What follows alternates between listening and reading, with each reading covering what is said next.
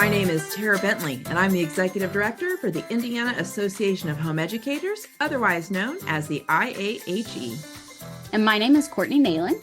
I am a homeschooling mom of two who also works full-time outside of my home and a volunteer with the IAHE. Together, we're your co-hosts for Season 2 of the Homeschool Indiana podcast. We'll be here each week sharing information to help you homeschool, keep you updated on what you need to know, and have some fun along the way. So let's get started. Hey everyone, Tara Bentley here, and today I am joined by Kylene Varner, and you've heard Kylene on the podcast before. Welcome, Kylene. I'm so glad you're here with us. Thanks for having me back. And I'm just gonna say it. You're with us. You're in pain. Your foot is up. You had a little mishap.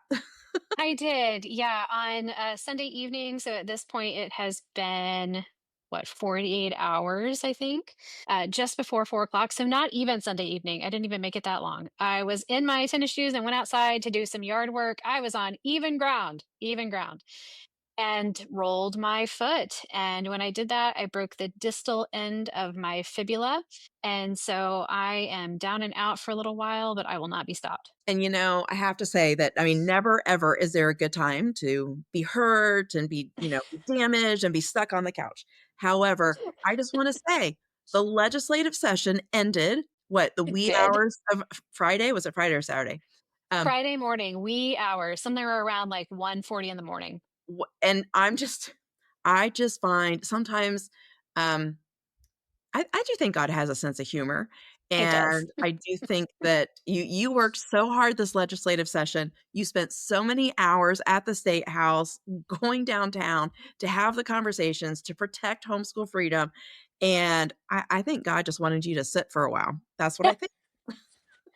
I will take that lesson. And it's so funny that you say that, because oftentimes when I'm working through policy and having those conversations, I actually am up and am walking. It just helps my brain engage in a different way. I can think through things.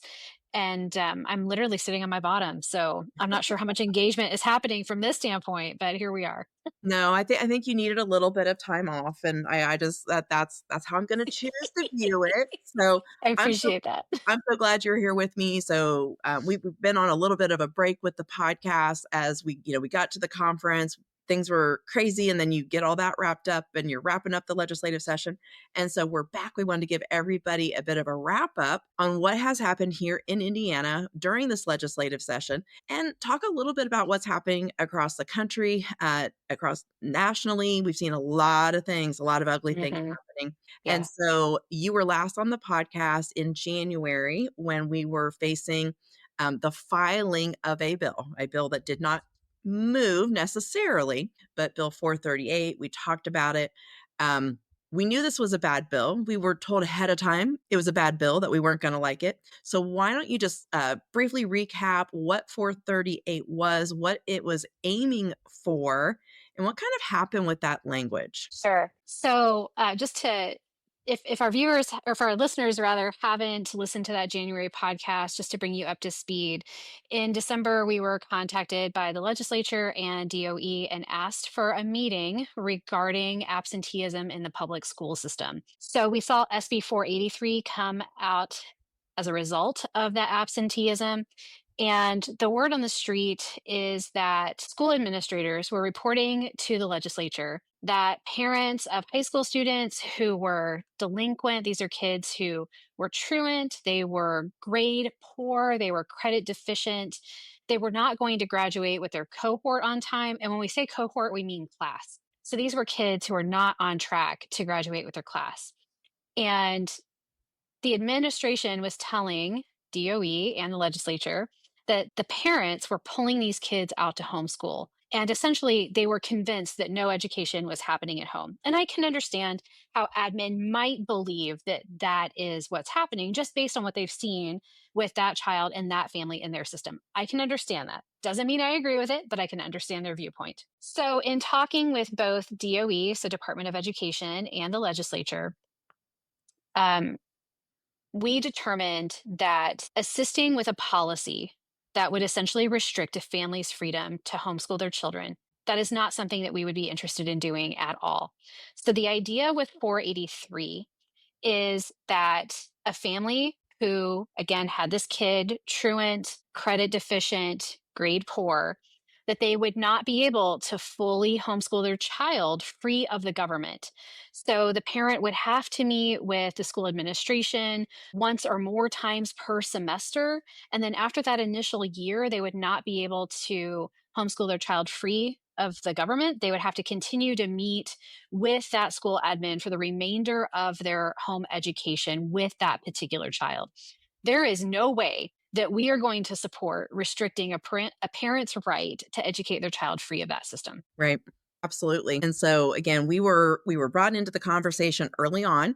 We knew that this is a national problem. Since Mhm. 2020, school districts have lost funding, they've lost students, and people obviously discovered that not all learning takes place in the classroom, and not all of it. This is good or bad that we've dealt with since Right. 2020. But this is a problem, and this is a trend, and people are scratching their heads trying to figure out what to do about it. We knew the bill was ugly. We knew the bill was gonna put the target on us even though it wasn't about us. It was not aimed at Right. current families, but, right, if you build a system to track students that are being withdrawn to homeschool, you very, very quickly end up on a very quick slippery slope to regulate Right. everyone else because now you've built a system. You've built a system to do Well, it. right, right. And we knew that that's exactly what was going to happen, even though that's not the current intent. And we acknowledge that and we recognize that that is not the current intent. We acknowledge and recognize that the intent is to serve these kids who are really in the at risk category, if you will. The reality is that putting them under the supervision of a school that has already failed them is not going to assist them to have a better outcome. The idea that you would take a family who truly wants to homeschool, and we know that since the pandemic, there's been an increase in anxiety. We know that there's been an increase in bad behavior in schools. And so you have kids who are really just refusing to go for a number of reasons, whether it is the anxiety, whether it is how they're being treated at the school, whatever that looks like. And this idea that you're going to take a homeschooling family who's come out of this kind of situation and put them under the supervision of a system, again, like I said, that's failed them, but also doesn't understand homeschooling, that's not going to change anything. Right. It doesn't actually serve that student and it doesn't help that family. Right. So we can look at that one and we can also look at the tandem of SB 482, which is looking at absenteeism within the public school system. And we fully support SB 482. It's not our lane, so we don't come out and speak for it or against it. But in 482, it's really challenging DOE to drill down on what's going on with that absenteeism, defining what an unexcused absence is. The state doesn't actually have a definition for that. So it's really coming down to defining chronic absenteeism, what is an unexcused absence, and tracking all of these different categories to really help better understand what's going on with the student. Yes, and I think so. Number one, I think I said the bill number wrong myself at the beginning. Thank you for getting it right. Your memory is amazing. So We just flip flopped. I said it wrong last time. that's true. That's true. I did. Okay. Yeah. So I want to point out that we're talking about bills that obviously died, right? So this topic, if you looked at it originally, like we could consider it dead, but the topic is not dead, right? The Correct. issue is not dead. And also language can come back, which I know you were watching so closely toward the end of the Mhm. session. Our team was still watching all amendments, watching everything. Mhm. 'Cause things can just reappear and reignite at the end of the session. Absolutely. Yeah. And we refer to that as Lazarus language. This idea of going down into Hades and reaching out, right, and bringing the language back to life. I have some friends that like to refer to it as Frankenstein language because it's some kind of mutation from what the original was. And absolutely, this is totally a national trend that we're seeing across the country with various legislatures. And so we know that it is a focus of the national party. And so we want to keep an eye on it. We want to make sure that well meaning homeschoolers are not wrapped up in stuff like this. And then also to send a message to our friends who are maybe new to homeschooling and thinking that this is a way to not educate your children. That is not the case. You do have duties and responsibilities, and you are required to meet those. And if you're not, you're in violation of the law. Right. And to make it clear again, this is not a topic that's going to go away. We're going to see it in some Right. form or fashion next year, the year after. This is a problem that does need to be solved. However, our statement is that, here in Indiana, we are all mandatory reporters. Mhm. Educational neglect, there are already laws on the books that could be enforced. And when we're constantly just told, but they're not being enforced and they're not going to do anything. Right. And that is where we're always going to take the hard stance, right? Okay, you have laws that are in place, and to simply tell us that you're not going to enforce them, but you want to create this tracking system, like Right. we're not gonna settle for that. Right. And we're also not in the boat where we believe that all parents are bad. We're not going to say that. We're not going to say that all parents have ill intention. And I truly don't believe that that's the intent of the legislature either. I Right. do believe that there is a problem and that they really are trying to figure out how to fix it. But until we're ready to enforce the laws that we have in place, really nothing new is going to change that behavior. Right, and the flip side of that, of course, is that not all parents are good, right? And Absolutely. we absolutely acknowledge that, and there is a reason that laws are on the books, and they should be enforced. So, Right. okay, so we're gonna move beyond that. We'll kinda touch on that again, toward the end. So, what do you want to say? Share with everybody about the Parental Rights Bill. So, this was not a bill that we were pushing. We absolutely are in favor of it. What do you wanna say? Sure. So, as Tara mentioned, this is a bill that we were in favor of. We spoke about it at our Capitol Day. We kept a close eye on it, not because we didn't support it, but because this is a bill that was heard in committee on the very first day of session. And that's really unusual. And that sends a clear message that they want to move on that bill and they want to leave plenty of time for any debate to be had about it. And so, this was a bill that we just kept a very close eye on. There's a lot that can go well or wrong when we're talking about parental rights. So, as a nation, we have hung our ability to homeschool our kids on both the First Amendment, explicit, and then on the 14th Amendment, implicit, to be able to homeschool our kids free of the government. We have our 1904 landmark case, first case in the United States here in Indiana, that says parents have the right to educate their children free of the government. And so, here we are, we live in really a post-Christian society. So both First Amendment, 14th Amendment, that 1904 court case, those were all hung on this idea that our rights come from God. They're God-given. And so here we are, we find ourselves in a post-Christian world when we're taking what was once considered explicit and what was once considered implicit, and we're taking that to the secular world, those things don't necessarily hold up. And as much as we want to believe they do, we have the Cox case here in Indiana to tell us that it doesn't. And just as a quick reminder, this is the case that came out of central Indiana here, where the son came home, told his mom and dad, "I'm a girl." They said, "Sorry, son, you're not. Let us help you get counseling and all these things." He then went and said, "I'm going to harm myself." He was removed from the home as a CHINS case, so a child in need of services by DCS. He was put into a gender affirming care home where he was started on hormones and all kinds of other things. The family went through the court battle. The judge said, "You did nothing wrong, but I can't return your son to you because he's threatening self harm if we send him home." So, this is really the first thing we're seeing in Indiana, that a parent's rights to raise their children in the way that they see fit, the parents see fit, isn't accepted by the state. And so Indiana really found themselves in a situation where they had to pass a parental rights bill. And there's a lot of opinion either way. This is a great bill, it's not a great bill. But the reality is, we had to have a place to start. And I just want to point out that no bill, no law is ever foolproof. It's created by people. And when we're talking about government, government is people. And so it will always be flawed to some extent.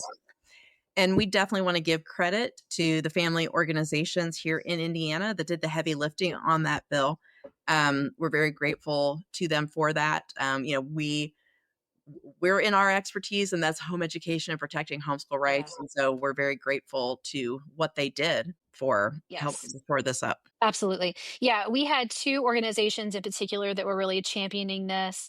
They asked us, "Do you have an opinion on this? Are you supporting it? Are you not supporting it?" And of course, we supported it. But again, it was just one of those bills that we watched very, very closely. Well, and because we already knew the fight that we were in for, and Mhm. so we knew we really had to stay very focused. They had it. They knew exactly They what did. they had laid the groundwork, and again, kudos to them. We're so grateful. So the third point, let's talk about this diploma bill. So we've seen several people get it wrong in talking about it. So this is a very positive thing. So we have a diploma bill It that is. has passed. It has been mislabeled and misrepresented. And you, Kylene Varner, did the heavy lifting on this bill. Kudos to you. You had the hard conversations. You were grilled by several committee members on this topic. And I just want to say you did a great job and you represented us well. Great job. And to obviously Representative Wesco, who has put this forward multiple times, we're Yeah. so grateful to him, but so grateful to you for everything that you did to make this happen. So why don't you share a little bit more about the bill, what some people are getting wrong, and why it matters? Yeah. So first, let me just say I really appreciate that. You know this, Tara. One of my fears is always that I'm going to go and misrepresent us or not represent us well. And there are definitely some legislators who don't understand the purpose of this bill and why we might need it. So I just want to say this bill is not a homeschool diploma bill. That is not what it is. That's not even the name of the bill. The title of the bill is non accredited, non public schools. That's the title of the bill. And within the bill, it explicitly states that a state college or university or a state employer may not discriminate against a homeschooler or a non accredited, non public school student based on their diploma. So it's not just homeschooler. And in fact, I said the word homeschool, it doesn't appear in the code at all still. Yay, we live to fight another year on that. Yep. But it does say that they can't discriminate just because a student went to a non accredited, non public school. So this could be that has less than one employee, which is your homeschoolers, or it could be that has at least one employee, which are your non state sanctioned private schools. Oftentimes, those are parochial schools. It does go on to say that the administrator of the non accredited non public school is legally sufficient and able to produce any documentation needed by the student. There have been a lot of wrong communications here. So I saw one today that said that the bill says that an employer can't make a homeschooler take skills based test. That is not true. The bill language itself says nothing about a skills based test. If an employer requires that certain metrics be met before an employee can get the job, that's their prerogative. Now, what they can't do is that they can't say, well, the person who has the non accredited non pub has to take this. No, that's discrimination. If somebody has to take it, everybody has to take it. But that's not in this bill. Right. That's just a matter of the law. Right. Uh, and we also have individuals who said, well, you're saying that a non accredited non pub diploma is recognized by the state. No, we're not saying that. IDOE has not validated the diploma. The state has not validated the diploma. SBOE, State Board of Education, has not validated the diploma. What we're saying is when we have a graduate in this very um, remote world that we live in who goes to a state that has different laws in Indiana and their diploma is met with some resistance simply because the laws here are different than the laws in that other state, this is a place for them to point to in code and say, no, my parent was the administrator of my non-accredited non-public school, and this law right here says that they are legally able to give you whatever documentation you need. Because so many times we hear, well, your mom and dad can't just print your diploma. Why not? Our state law says otherwise. And Right. it's always been that way. I want to be clear. It's always been that way, but this is in one concise place for it to be. And that is so important because nothing changed, right? Correct. Didn't do two things. We did not add the word homeschooling to code, Correct. in spite of what you might see in other communications and media. We did not add the word homeschooling to code, and we didn't change what was there. We tidied it up. Correct. Put it that way. We cleaned it up. Correct. The diploma last year was just as valid as it was today. But what would happen is very often, as you said, some of these families or these graduates would go off to live in a different state where the law is different. And you would have to assist these families because employment or a verification company in Florida wants to understand what a homeschool diploma is. And there was no place specifically to point them. This gives one place in code to say that this diploma is valid. Absolutely. And what was so ironic about this, it had passed out of Senate. And the very next week, we had a young woman call us. She was an Indiana homeschool graduate. She was applying for a job in Greene County, Indiana. So, right here in our own home state.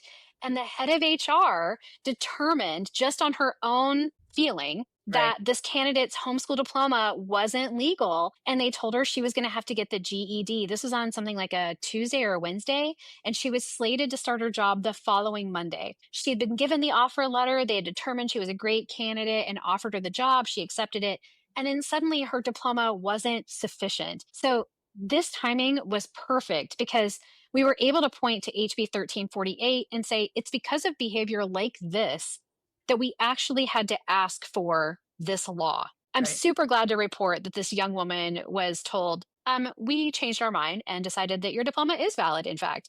And, it was so interesting. I looked at the job description and it literally said they had to have a high school diploma or equivalent, meaning the GED/HSE. And she had a high school diploma. It didn't say that it needed to be a state accredited diploma, it said a high school diploma. She had fulfilled every requirement. I was able to share that with Representative Wesco, and it really feels like a win here in Indiana for our graduates to be able to say, look, it says right here in state law, I'm okay. Right. And in case your listeners don't know, Representative Wesco is a homeschool graduate. He is. So this has always been near and dear to his heart. And a couple of co-sponsors who Absolutely. are the homeschool movement, if you want to give them a shout out. Yeah, absolutely. So, of course, Representative Wesco, we are so thankful to him for being willing to sponsor this bill again, or to author it rather. And then Representative Cash and then Representative Hostetler came on as co sponsors as well. Representative Cash has children homeschooling, and Representative Hostetler is homeschooling his children. And then Senator Rotz out of the Senate, he is the chairman of the Education and Workforce Development Committee. He was the sponsor on this in the Senate. And then Senator Aaron Freeman, who was also at one point homeschooling his children. I'm so sorry to say I'm not sure if he is still homeschooling his children. I believe he is. He was instrumental in this as well in the Senate. So thank you to all of them. Wonderful. So we're going to wrap up with the probably what a lot of people have seen, because to go back to the bill we talked about in the beginning, I think it's really important. And I know our time is limited and we try to just hit the high points, but this one's big. This one is It big. is. You've seen us, if you've been on our email list and you've seen us talk about this before, we did a webinar back in January. We know that there are critics and opponents of homeschool freedom, and Yeah. they're only growing um, in influence. And so they have been very effective this year in pushing out some potential bills that would Mhm. restrict freedom. And so they had last summer drafted what is called model legislation that they've then tried to push out across the country. So Mhm. part of what we saw in this language at the beginning obviously stems from probably some of this language, some of this issue. Here in Indiana, obviously our neighboring state of Illinois, we know is currently still in the fight. Mhm. And man, they've got some ugly, ugly stuff coming at them with a Yeah. potential bill. Minnesota dropped a bill. We saw it in Virginia earlier this year. We've seen it in Mhm. other states. So, Mhm. and this is all goes back to the Make Homeschool Safe Act model legislation Mhm. by an organization known as CRHE. Most people didn't even know who they were. We've known who they are.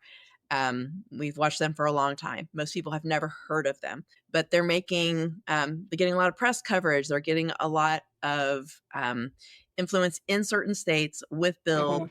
people who do not like the freedom that we have. And so, Mhm. why don't you go ahead and speak to that as well? Yeah, this one is a really difficult one, not because of the model legislation itself. Yes, that is terrible. But the accusations that are being levied against all homeschooling families, that's what makes this one really terrible. So, the main idea behind this group is that homeschooling opens children to abuse. And not only does it open them to it, but it happens to them simply because they're homeschooled. And it sounds lovely, make homeschool safe. Really, what it is make homeschool oppressed. That's what it is. It is make homeschool under the thumb of the government, which, by the way, if you've kept an eye on the news, there's a whole lot going on in the government schools as well. So when we talk about this, it is really restricting a parent's right to educate their children in the way that they see fit. There are a lot of accusations being levied. Of course, I've already mentioned that one of the main premise is that homeschool children are abused. Not only are they abused, but they will be abused. The accusations are that parents do not have their children's best interest in mind. Yesterday, I just watched one of their webinars. We are all Christian nationalists and we are all very right wing and we all have a very specific agenda with our children. And we are all really just in this mode of children are to be dominated over and not educated. There's a lot of accusation that children aren't educated. And while that may go on in some circles, it is certainly not what goes on with homeschoolers as a whole. And what we really see when you listen to them and you see what's coming out, it's really aimed at IBLP people. So, this is the Institute for Biblical Life Principles. If many of you are familiar with the Duggar family, this is the same curriculum that they used. It's Bill Gothard and what came out of that institute. And I will not disagree that there wasn't maltreatment. I'm not going to disagree with that. I will not disagree that some children weren't being educated. I'm not going to disagree with that. What I will disagree with is that parents, by and large, are maltreating and not educating their children. I will disagree with that. I will point to the fact that we already have laws in place and that every adult is a mandatory reporter. Every adult. Right. I will point to, if you believe that educational neglect is occurring, if you believe that children are being physically and mentally abused, you have a duty to report that.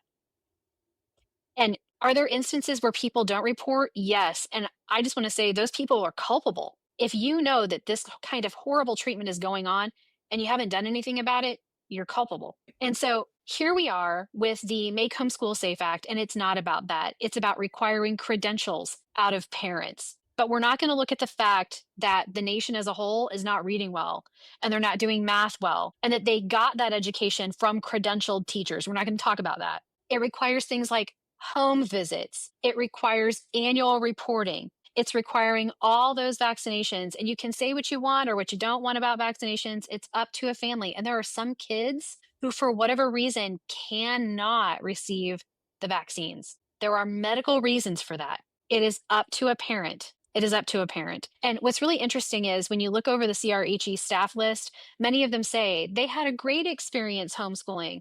And then they went off to college and they met other homeschoolers who didn't have a great experience. And so they determined to take up the torch and go take care of all the homeschoolers. But the fact is it's a small minority that were going through this program and were experiencing, sometimes some people were experiencing maltreatment. Not everyone who went through these programs did. And I just want to say again, abuse is never okay. It must always be reported. Taking rights away from everyone is not the answer. Holding those who are in violation is the answer.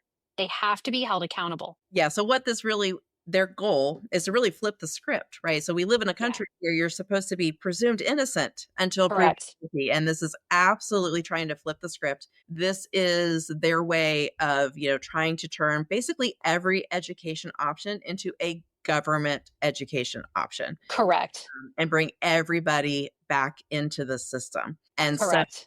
so what we have seen this year in the different states, and we know that our families are watching Illinois probably more closely than any other, just because it is the closest, but it can be anywhere at any time. And I have seen conversations on Facebook and different Facebook groups where people, they may live in Illinois and they're like, oh no, we have to move. If this passes, Yep. we're going to have to move. Where can we move to? Yeah. And you cannot assume that just because it wasn't here this year, I mean, part of it was Correct. every year we have to remain vigilant because this is only going to grow as our population has grown. A lot of people would assume Absolutely. that because our freedom has been here, it's been here for so long, and we're so much larger, that our freedom is just it's taken for granted, and you just can't do that. Absolutely. Well, and I just want to, for our readers who are like, or for our listeners rather, who's saying, wait a minute, what happened in Indiana? I just want to remind you that was that SB 483, right? And I just want to say, I don't think it was the author's intent at all to bring all of us under regulation. But the fact of the matter is, once that groundwork is laid, we will eventually be brought under the regulation. That's just how it is. Take us now, fast forward us to Minnesota, where here they are, there's an amendment offered. There's no public testimony on it at all. And it's all about regulating homeschool parents. No testimony, none, just Right. kind of snuck right on in there. And when we're talking about restricting an entire group's freedom, what's the purpose of that? What's the purpose of not offering the testimony portion? Well, the Right. purpose is to hope that they don't understand that their rights were stripped. Right. The purpose is to not give them the voice that they deserve and that is rightfully theirs. And I just have to say, I do wonder on some of these bills, if they make it through, what kind of constitutional challenges there will be. Right. And I think it's something that, we can see this. It seems so obvious from the outside. One of the things Hmm. we're always very mindful of is unintended consequences. And that Yeah. is really what could have happened with this attendance bill Hmm. that we were talking about from January. And I'll put it in even simpler terms. If we go back a couple years, we had a bill that was presented that was to change from days of instruction in Hmm. publication to minutes of instruction. And so you have a well-intended bill based on whatever rationale, whatever reasoning. And so it was okay. Okay, this doesn't seem like a big deal until we can come in as the homeschool community and say, that is a big deal because an unintended Right. consequence of this bill is homeschool families who are held to the standard of days of instruction because that's what the schools are held to. We Yep. as homeschoolers could have had to shift everything to minutes of instruction. Yeah. And so all these little things, like you never really know, which is why our job is so much more complicated than just looking for a label that says homeschooling. Um, Right. Absolutely. And, I just want to say this. So, Indiana schools, Indiana public schools, um, any publicly funded student is held to both days and hours of instruction. Any publicly funded student. So, it doesn't matter if you're in a public school, charter school, virtual public school, if you're in a state accredited non pub, you have days and hours of instruction that you're required to fulfill. And non accredited non pubs don't have that added hour instruction. So it might sound easy for a public school or a state accredited non pub to get 900 hours of instruction in based on their 5 to 6 hours a day, 180 days out of the year. That might be easy for them. But for a homeschooler, that's actually harmful. I don't have to have my kids line up in the hallway to go to the bathroom. I mean, we might if all of us have to go potty at the same time, right? But we're not standing in line for the water fountain. We're not standing in line waiting on lunch unless it's the microwave and there's only five of us to go through that versus, 200 or whatever that looks like. So that really does create a harm for us. And oftentimes it's well intentioned. Those legislators, it's not ill intentioned. Oftentimes it is unintentioned. There's no desire to sweep us up. But because of the way the law is currently worded, we would be. Right. So, well, I think all of this is very helpful. I'm going to end with our soapbox, which we didn't really talk about. But one of the things that, for 10 plus years since I've been a part of this organization, one of the things that really matters is definitions. And Yes. so while we are very clear that the word homeschooling does not appear in code, it is one of the reasons that we are always very hopefully instructive of saying that is not us, right? So Hmm. for years, we had the virtual public school model, K-12, Hmm. Connections Academy. Um, as those models came and went, and you saw a lot of fraud and you saw a lot of poor results, it was very important to be able to say, but that's not us. That Right. is very clear. So when it comes to defining educational options here in our state, these lines, these guardrails around who we are, they matter. They matter for a reason. They matter so we don't get caught up in Right. legislation that wasn't aimed at us. They matter so when that thing fails or when that population is required to test and all of a sudden they're doing horribly, like that it Right. doesn't reflect on us. And Right. so what those options have been, they've shifted over time. Obviously, we're in a whole new world. There's a lot of different options out there. And especially as money starts flowing through ESAs and vouchers and all these other things, they will have to be accountable for them, Yes. which is why we work so hard to be clear in our definitions. Families get to decide. Families absolutely get to decide. And so it's not with judgment that we want to provide clarity. It is just out of protection for making sure that we maintain the walls around our bastion of freedom here of Right. homeschooling. Absolutely. And I really appreciate that you mentioned that because some people, they will argue, well, IHE is really being a stickler on these terms. No, no, we're not. It's not about being a stickler. This is the truth. Right. And we understand that families who learn at home, they might consider themselves to be homeschooling, but the reality is different laws apply to them than what apply to those students who are in a non-accredited non-pub that has less than one employee.